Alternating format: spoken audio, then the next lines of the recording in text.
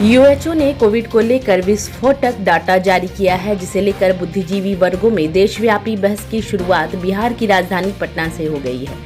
रविवार को तारामंडल के सभागार में यूएचओ के द्वारा विद्वानों और देश के चिकित्सकों की मौजूदगी में डाटा सार्वजनिक किया गया। यूएचओ का डाटा आईआईटी कानपुर के डाटा को चैलेंज करता है, जबकि यूएचओ का डाटा कानपुर आईआईटी के पूर्व व वर्तमान में मुंबई आईआईटी के प्रोफेसर ने तैयार किया है। यूएचओ के द्वारा जारी किए गए डाटा को लेकर लोक जनशक्ति रामविलास के राष्ट्रीय अध्यक्ष चिराग पासवान भी खूब गरजे। उन्होंने कहा कि इस पर देशव्यापी बहस की जरूरत है। डब्ल्यूएचओ अगर साजिश करता है तो यह गलत है। हम 21वीं सदी के नौजवान हैं, साइंस एंड टेक्नोलॉजी में विश्वास रखते हैं। कोरोना काल में ऐसा माहौल तैयार किया गया, उस दौर में केवल एक पक्ष को ही जानने का मौका मिला। मेरे पास कई ऐसे लोग भी मदद के लिए आए जो कोरोना से ज्यादा भूख और आर्थिक बदहाली के दौर से गुजर रहे थे। यूएचओ का डाटा देखने के बाद अब लगता है अब लोगों को तय करना चाहिए कि क्या गलत हुआ और क्या सही हुआ। फैलाई गई ऐसी बातों का खंडन किया जा रहा, आप क्या कहेंगे?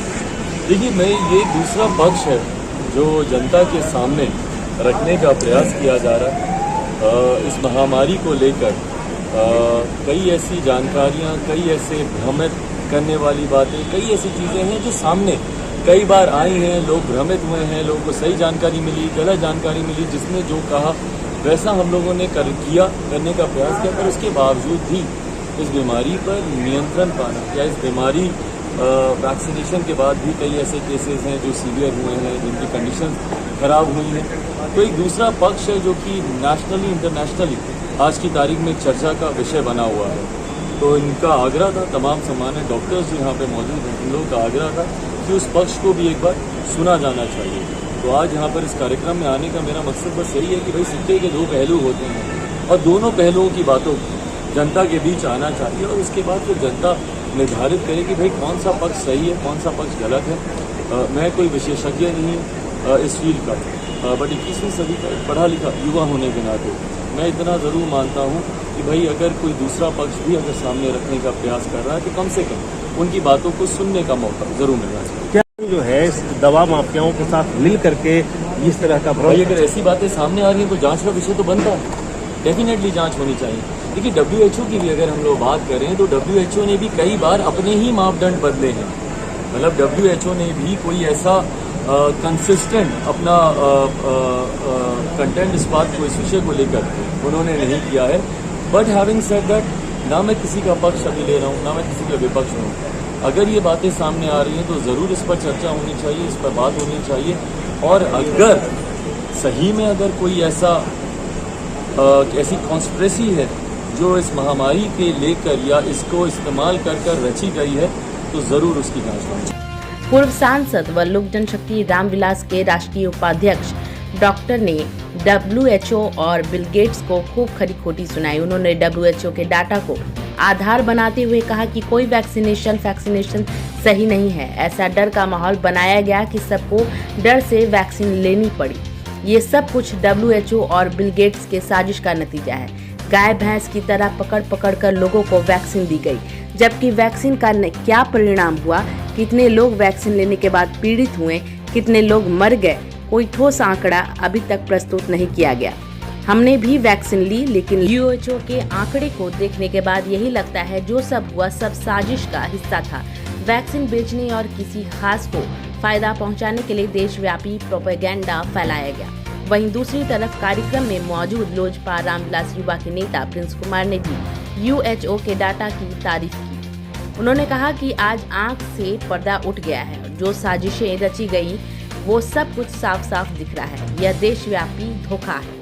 सर, यूएचओ के द्वारा कार्यक्रम रखा गया है आज और एक विशेष डाटा प्रस्तुत किया जा रहा है जो पुराने कोरोना काल के जितने भी डाटे हैं उन्हें संदेह के घेरे में ला रहा है। क्या कहना चाहेंगे? बिल्कुल, इससे कंसर्न बेंगलोर में जो पहली बैठक इनकी हुई थी और वहाँ पर देश के और देश के बाहर के भी जो डॉक्टर्स ने अपनी राय रखी और जो प्रामाणिकता उन्होंने जुटाया, उसके आधार पर कहा जा सकता है कि कोरोना वायरस है लेकिन कोरोना को मैंडेटरी करना, सभी लोगों के लिए सामान्य प्रोटोकॉल जारी करना, ये कहीं न कहीं एक कंप्रोमाइज्ड इशू है। और यह विश्व स्वास्थ्य संगठन जो WHO है, वह कहीं न कहीं किसी बड़े बिलियनर के चक्कर में पड़ गया। वह ईमानदारी नहीं बरता है और इसलिए इस सत्यता की जांच होनी चाहिए। आज संजय राय की बात हमने सुनी, जो एम्स दिल्ली के एपिडेमोलॉजिस्ट हैं। अब उसके बारे में एम्स के ही डायरेक्टर गुलेरिया कहते हैं ऐसे है, वैसे है, वैसे है, और उन्हीं का एपिडेमोलॉजिस्ट जो इस विषय का एक्सपर्ट है, वो आदमी कह रहे हैं कि बच्चों को किसी भी हालत में वैक्सीन नहीं दिया जाता। बच्चों को किसी भी हालत में वैक्सीन नहीं देना चाहिए। स्वस्थ आदमी को वैक्सीन नहीं देना चाहिए। जो इम्यून कम्प्रोमाइज्ड हैं, उनकी भी अवस्था को जांच करके वैक्सीन दिया जाना चाहिए। तो ये वैक्सीन क्या खपाया जा रहा है? ये वैक्सीन कोई ऐसी कंपनी बना रहा है जिसने कोरोना को पैदा किया है वुहान में, उसको फाइनेंस किया है। अब ये शक की दृष्टि में, शक के घेरे में ये सारी चीजें हैं। तो हमारी सरकार को इसमें पहल करना चाहिए।